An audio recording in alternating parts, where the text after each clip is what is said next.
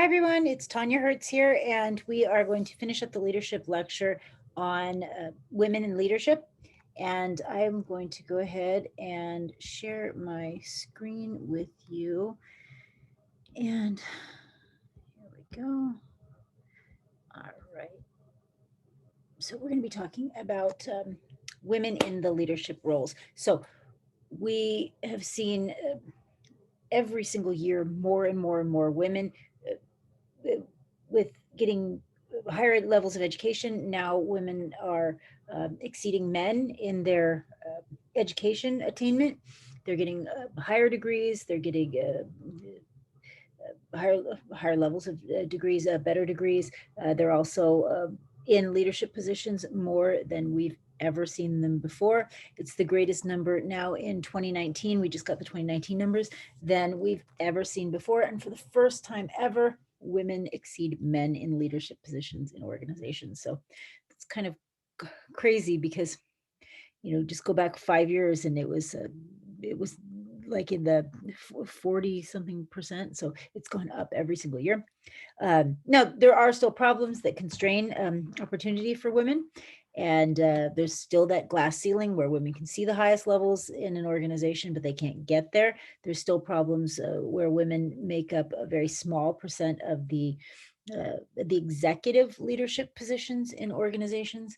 And it's getting better, but it's still not fair. It's women are still paid less than men, and some of that pay is based on choice and whether or not women take time off,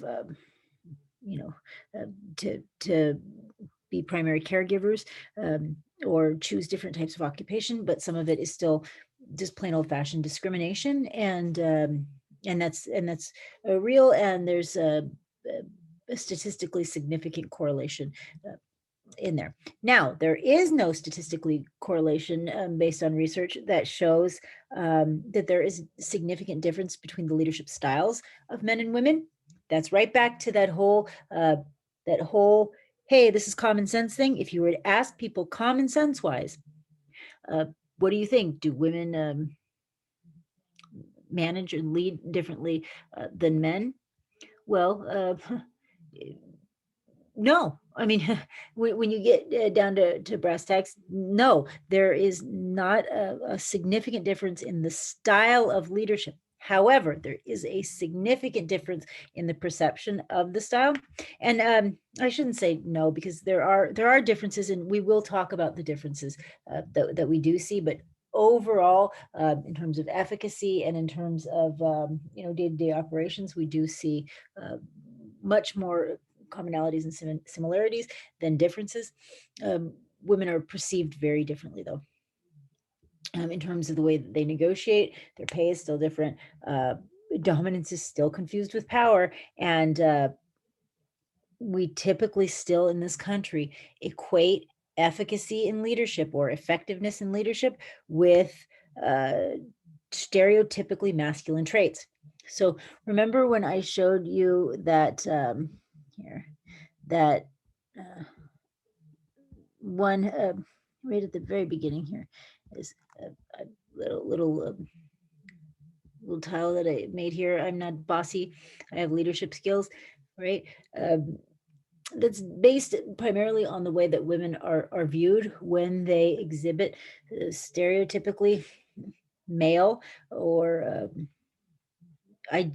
traits that were viewed in the past as male like traits. Boss traits, being the boss. And so often women are categorized as being bossy or bitchy or domineering when they're exhibiting the exact same traits that men are seen as being go-getters and positive and assertive in a positive sense, and decisive in a positive sense. It's very difficult for women to find that balancing act where their perception doesn't affect the way that they can manage. And we do see that women do tend to take on a more collaborative approach to leadership, which may go back to the fundamental differences between men and women. And there are, there are differences between men and women. And I know people get frustrated and don't love hearing when we talk about some of the differences, particularly ones that maybe aren't a favorite thing for strong women to hear, but there are definitely differences. Here. So some of the differences that are found is the differences in networking patterns. So networking is one of the most important things that you'll ever learn how to do in business. It's one of the most important skills that you will have acquired through business school. And I hope that when you leave here at San Diego State University or Miramar College, or wherever you are and watching this right now, that you have a very, very robust network. You're connected with as many people as possible. Women tend to behave more collaboratively over competitively, which tends to be an effective leadership skill. Especially Black and Latina women are more likely to experience what we call imposter syndrome. So for those of you who don't know, imposter syndrome is the feeling that we're an imposter, even when we have legitimately made it to a position that we are absolutely qualified for and absolutely deserve. Women very often feel like, I am a fake, I'm an imposter, I'm a fraud. When are they going to find me out and kick me out of here, right? It's really interesting because women are less likely to rise to a leadership position that we're not qualified for. We're also much less likely to apply for a job that we don't meet all the qualifications and accept a job where we don't meet all the qualifications. So we tend to be more qualified for the jobs that we have, and yet women tend to feel like they're there. It's a sham, like they're underqualified. And this is it's a faulty perception, and it's something that we need to know that it can happen, and make sure that we don't give credence to these thoughts, because if women do tend to, or they do ruminate on this, or this becomes pervasive, it can actually affect your ability to lead, right? Because part of being a leader is being confident. And later we'll talk about some of the things you can do to kind of fake it till you make it. But even pretending that we're not an imposter, just to get it through our heads until we can realize that will work. So yeah, it's we also see this a lot more than and this can happen to men too. I shouldn't say it's just women. I mean, men can feel it all the time, as well. We see this a lot with minority business leaders. We see this with people of color. We see this with first generation college students. It's a problem though. So men, women, anybody who has this imposter syndrome, forget it. You're supposed to be there, right? Be proud of what you've done. So research suggests that women actually, excuse me, they tend to be successful in the leadership roles because of the characteristics that before were seen as too feminine, like the collaboration. We know now through research that collaboration is extremely important in effective leadership, and that we should be more collaboratively, men and women. And so that's one of those traits that if women lean into that particular trait, they can be extremely effective. And women do tend to have more of an interactive leadership style rather than an individualistic or totally separate lone ranger kind of approach to leadership. They tend to perform best and believe that others can perform best when people feel good about themselves, when people are experiencing high levels of job satisfaction. And so they help people to feel belonging and like they are in the right place. And they tend to give true, authentic praise and kind words to their employees, and make their employees feel like they belong, which we do know through research is effective. Those are all effective strategies for improving job performance and commitment. And this might be why we're starting to see more and more and more women rise into leadership positions. Yeah, and most of the men here in this class are from younger generations, where they don't have those old-fashioned views that we saw from, from some men that were unfairly characterizing women as weak or as ineffective leaders. And so, yeah, so a lot of the things that we see, in the aggregate, in generationally, it doesn't translate. So 4 factors that explain the shift towards more women in leadership roles, and this big shift that we've seen. Women themselves have changed, and the roles have changed. Like I said, the culture has changed. We don't have that same discrimination. You don't get the same level of discrimination from people from younger generations that you do from older generations. And then organizational practices and laws have changed. I mean, these last 4 years have been just they've been tough, and we have seen we've taken a few steps back as a nation from all the progress that we've made. However, by and large, as a nation, we've moved forward to being more progressive and more fair and more equitable. And so we see more women, right? Have you guys heard of this term, the glass cliff? If I can speak, glass cliff. So there's a fiscal cliff. There's a lot of cliffs, right, in business. This glass cliff is like the glass ceiling. So the glass ceiling, right, is when we're looking up and we can see the top of the organization. We can see those high level positions in the organization, but no matter how hard we try, how smart we are, how much we do everything we should do, we can never get to those positions. And that's because, by and large, in organizations, the high level executive positions, still over 90% of those high level executive positions are still held by men, even today in 2021. And so it's hard for women to get up there. That's the glass ceiling. The glass cliff it sounds like it's a good thing, but it's a bad thing. So glass cliff is when a company's not doing very well, and their performance is declining. And so they're more likely to hire a woman during that period of decline than an equally qualified male. And so when the company is in trouble, they hire women. And you might think this is a good thing, right? They're giving women chances when they before didn't. Well, yeah, they're giving women chances when it's expected that there will be a major failure, right?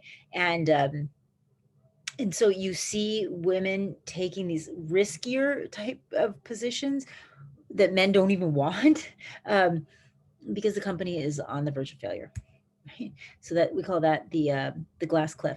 You also see this glass cliff happen with minorities, right? So like a company might have never had a Black executive in their company, and then they see that their company is we're in a global pandemic, maybe performance is really low, and they say, yeah, right now things are bad. Let's give this minority or this woman a chance, which it's tough. So this is part of systemic racism. This is part of systemic prejudice, institutionalized prejudice, and we see a lot of this still in business: institutionalized racism, institutionalized bigotry, sexism. So institutionalized racism, or also called, no, there's a lot of different names for it, but essentially this is anytime that there is not the same benefits or not the same access to opportunities in an organization, even though many people think that there is. So it's there's a commonly held belief that if everyone has the same resources, same access to resources, the laws are the same, that means that they have the same opportunity for advancement. When in reality, uh, the the systems that we have in place have made it not so. And the systems that I'm talking about institutionally from way back is that people are not starting from the same starting line, right? And people fail to recognize that the starting point is not the same for all people. um, some people start with a definite advantage over others, and the people that start with the advantage typically are people who are white, and uh, if you want to go further than that, usually white men. But let's for now we're just talking about racism. So there is definite privilege that white people have, and that privilege means or comes in the form of attending better schools, right? Because still to this day, our public schools are tied to our home values, right? So people who live in areas where home values are high go to good schools. If you live in areas where home values are low, you go to bad schools. They're tied to the networks, right? They don't have those same social networks. They don't have the networks of people who can help them get to the next place. They don't have mentors. They don't have they're starting usually with student loans. Their parents didn't pay for them to go through school. If they get into trouble, they're SOL. They don't have a safety net often. They don't have health benefits often.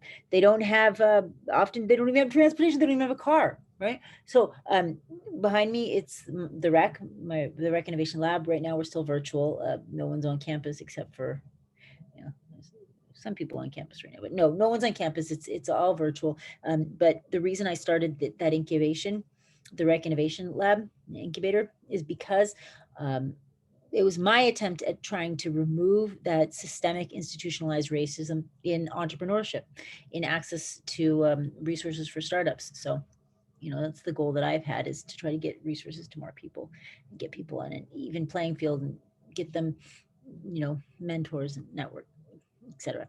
All right, so it's important as an organization that we are not recruiting, or when we're recruiting, that we keep in mind that this, that this is real, that this is, white privilege exists. And anytime we're making allowances for, um, for race or for gender or for any minority status, it should be done in the recruitment stage and not the selection of a company.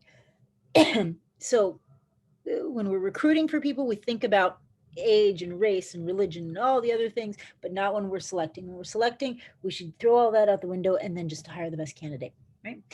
We should also be careful about the individual as the leader model of leadership. So it shouldn't necessarily be an individualized thing, especially when you want to increase opportunities for Black leaders, for women leaders. They tend to have a more collaborative, autocratic, or I'm sorry, uh, what's the word I'm looking for? Collaborative approach. So another thing we can do, we can make sure that we're making it a priority. Racial justice is a priority.